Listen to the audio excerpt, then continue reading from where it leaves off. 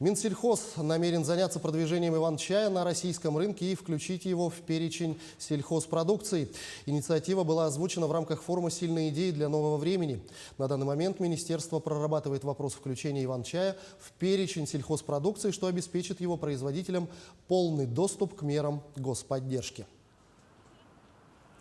Между тем, супруги Нургуяна и Николай Заморщиковы, владеющие брендами «Саха-чай» и «Саха-мед», планируют расширять объемы продукции и экспортировать ее в Объединенные Арабские Эмираты и Китай.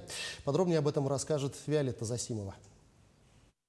Компания «Саха-чай» увидела свет в 2017 году. Сейчас в чайной коллекции бренда насчитывается более 50 авторских купажей. В их основе многолетнее растение иван-чай, которое собирают в экологически чистых местах Хангаласского улуса. В данный момент сбор идет возле села Качикацы. Каждый день собранную там траву отвозят в перерабатывающий цех в селе Булгуняхтах. Далее за процесс переработки чайного сырья в готовый ароматный продукт отвечает средняя дочь Заморщиковых Айталина.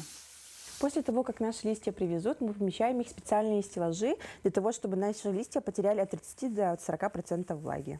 После чего листья отправляются в специальный аппарат под названием роллер. Там они скручиваются и становятся структурой веревочкой. После чего они помещаются в аппарат-ферментатор, где листья окисляются и уже будут готовы для того, чтобы поместить их в печку, для того, чтобы вышел черный чай.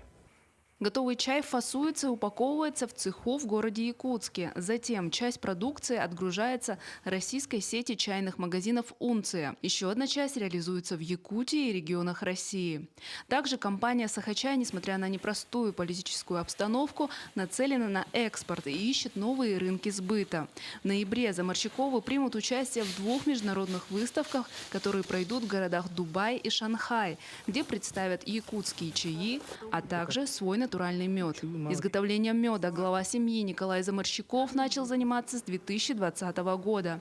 Создали отдельный бренд «Саха-мед». Для развития нового направления была получена субсидия гранта «Агростартап» в размере 3 миллионов рублей. В прошлом году собрали где-то 2 тонны 300 килограмм меда. В этом году планируем где-то порядка 3,5 тонн. А вообще планируем дойти до 20 тонн, да? В принципе, цифра такая условная, но она, на мой взгляд, она реальная, да? И вообще я считаю, что пчеловодство в Якутии – это одна из самых таких перспективных отраслей сельского хозяйства. В прошлом году количество ульев было 80, нынче их стало 150. Из года в год эта цифра будет расти. Сейчас пчелосемьи размещены на пасеках в Булгуняхтахе, но скоро часть перекочует в Заречье. Пчела, она очень влияет на флору местности. То есть на глазах видно, уже медоносов везде появляются. Да? Здесь только полынь росла вообще.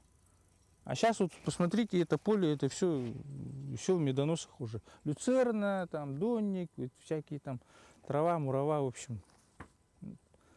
Этой весной Николай Заморщиков предложил перспективную идею – создать в республике селекционно-племенной репродуктор для развития пчеловодства.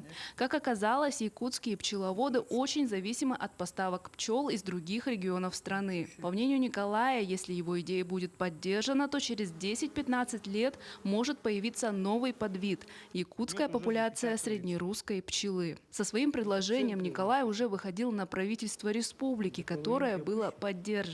Председатель правительства Андрей Тарасенко поручил разработать программу по развитию пчеловодства в Якутии. Виолетта Засимова, Хангаласский улус.